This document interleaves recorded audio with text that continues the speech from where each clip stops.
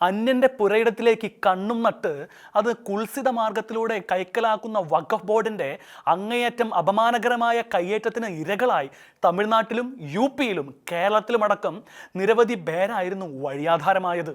എന്നാൽ കേരളത്തിലെ മുനമ്പം ചെറായിയിലെ 600ഓളം കുടുംബങ്ങൾ അതിജീവനത്തിലായി കെട്ടിയുണ്ടാക്കിയ കൂരയുടെ അസ്ഥിവാരമിളക്കുന്ന തരത്തിലേക്ക് വഖഫിന്റെ അധിനിവേശം അതിക്രമിച്ച് കടന്നതോടെ പോരാട്ടം കനപ്പിച്ച മുനമ്പം ജനതയുടെ നിശ്ചയദാർഢ്യവും നിമിത്തം വഖഫ് നിയമത്തിൽ ഭേദഗതി കൊണ്ടുവരുവാൻ കേന്ദ്ര സർക്കാർ നിർബന്ധിതരാകുകയും കേന്ദ്രത്തിലെ 2 സഭകളിലും ബില്ല് അവതരിപ്പിച്ച് വമ്പിച്ച ഭൂരിപക്ഷത്തോടെ അത് പാസാക്കി നിയമമാക്കുകയും ചെയ്തു. എന്നാൽ കാലാകാലങ്ങളായി വിഹിതമല്ലാത്ത മാർഗത്തിലൂടെ കെട്ടിപ്പൊക്കിയതെല്ലാം കൈവിട്ടു പോകുമെന്നുള്ള ആശങ്ക കലശലായ വഖഫ് ബോർഡും ഏതാനും ഇസ്ലാമിക സംഘടനകളും നിയമമായി മാറിയ ബില്ല് നിരോധിക്കണമെന്നാവശ്യപ്പെട്ടുകൊണ്ട് സുപ്രീം കോടതിയെ സമീപിക്കുകയും നിരവധി തവണ വാദം കേട്ട് കോടതി ബില്ല് നിരോധിച്ചില്ലെന്ന് മാത്രമല്ല ഭേദഗതി ബില്ലിലെ സുപ്രധാനമായ ഭാഗങ്ങൾക്ക് അംഗീകാരം നൽകിക്കൊണ്ട് സംസ്ഥാനങ്ങൾക്ക് വിജ്ഞാപനം പുറപ്പെടുവിക്കുവാനുള്ള അനുമതി നൽകുകയാണ് ഉണ്ടായത്.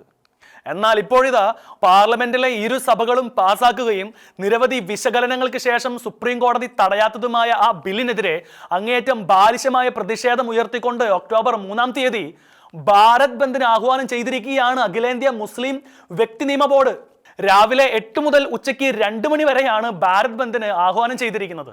ആശുപത്രികളോടും അനുബന്ധ സ്ഥാപനങ്ങളോടും ഔദാര്യം കാട്ടിയ ഇവർ ബന്ദിൽ നിന്ന് അവരെ ഒഴിവാക്കിയിട്ടുണ്ടെങ്കിലും മറ്റുള്ള കടകൾ, ഓഫീസുകൾ, വ്യാപാര സ്ഥാപനങ്ങൾ എന്നിവ രാവിലെ 8 മണി മുതൽ ഉച്ചയ്ക്ക് 2 മണി വരെ അടച്ചിടണമെന്നുള്ള കർശനമായ തിട്ടൂരമാണ് അഖിലേന്ത്യാ മുസ്ലിം വ്യക്തി നിയമ ബോർഡ് ഭാരവാഹികളുടെ സേവ് വഖഫ്, സേവ് കോൺസ്റ്റിറ്റ്യൂഷൻ കമ്മിറ്റികൾ നൽകിയിരിക്കുന്നത്.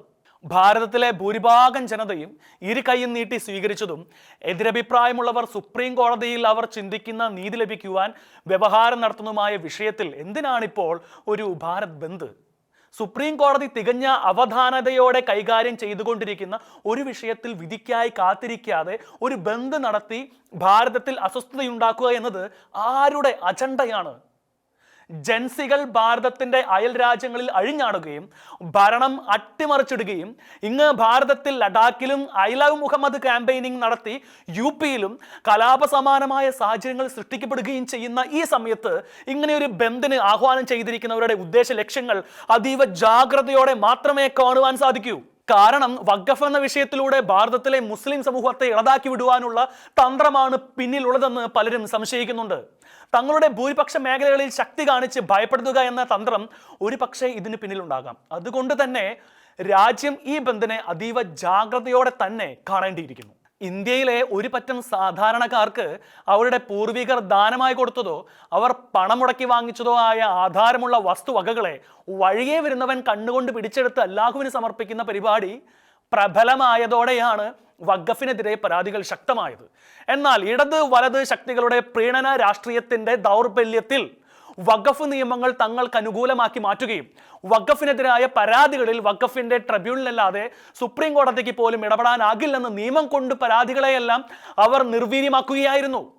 എന്നാൽ എല്ലാത്തരം കുതന്ത്രങ്ങളെയും പൊളിച്ചടുക്കിക്കൊണ്ടാണ് കേന്ദ്ര സർക്കാർ വഖഫ് ഭേദഗതി നിയമം പാസാക്കിയത്.